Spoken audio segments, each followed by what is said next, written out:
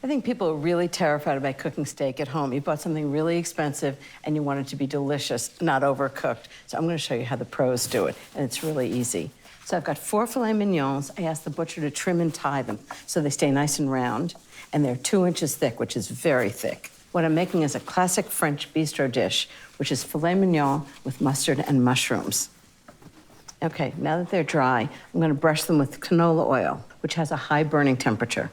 And the oil is to allow the seasonings to stick to the outside. I'm going to oil them on all sides. These are gorgeous. This is a real special occasion dish.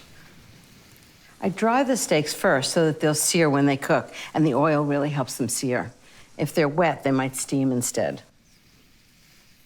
Okay, now I'm going to do the seasonings, and basically it's salt and pepper, but they're really good salt and pepper.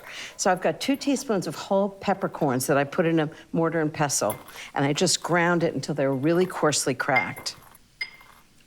I mean, you can buy cracked pepper, but it doesn't have the same oomph as it does when you grind it yourself. If you don't have a mortar and pestle, you can use a plastic bag and whack it with a mallet. So that's 2 teaspoons ground. And then lots of salt, but I'm using fleur de sel, which is really kind of a briny sea salt. If you use regular salt, it'd be too harsh. 1½ tablespoons. Just gonna mix that together and then use this to coat the filet of beef. I think the seasonings on beef are really important because otherwise it can be really boring, and you want these to be fabulous. Okay, now I have 4 things to do. I'm gonna coat the fillets in the seasoning, I'm gonna sear them, I'm gonna roast them, and then let them rest. So first, I'll roll each fillet in the seasoning mix, the top, the bottom, and the sides, pressing them lightly to make sure the seasoning sticks. Second, I'll put the fillets in a very hot skillet and sear them for about 2 minutes on each side.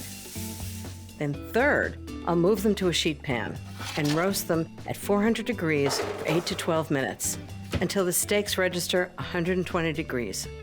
Then finally, I'll take them out to rest, cover them with foil, and after 10 minutes, they will be perfectly medium rare. Okay, next I'm gonna cook some mushrooms to go with the steak. So I've sauteed some cremini mushrooms in 2 tablespoons of butter. I love the flavor of cremini and the texture. I'm gonna add 2 tablespoons of dry sherry to it. There's something about sherry and mushrooms together. They have kind of a beefy flavor. If I'm making a vegetarian soup, I always start with onions, mushrooms, and sherry. You never know there's no beef in it.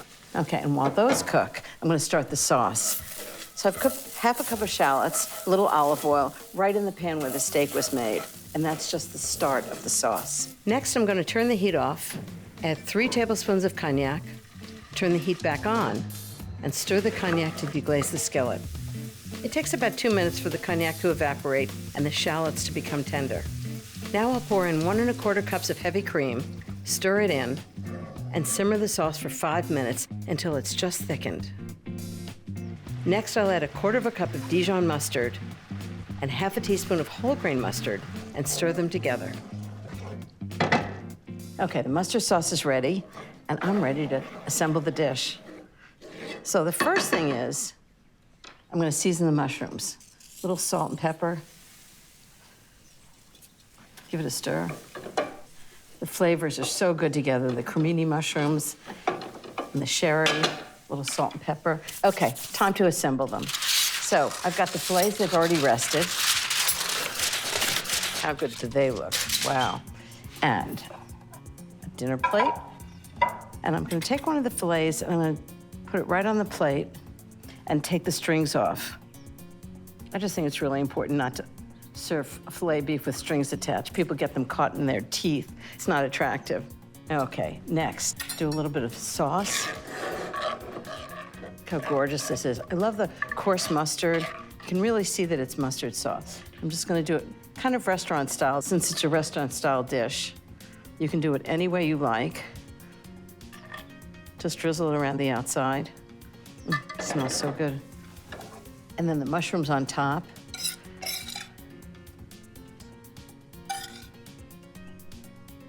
And I always like to finish it with a little salt. And then, I don't know, it's nice to have a little green on the plate, so maybe a little bunch of parsley. And that's a restaurant dish you can actually make at home. It's filet beef with a wonderful mustard sauce and mushrooms. It's fantastic.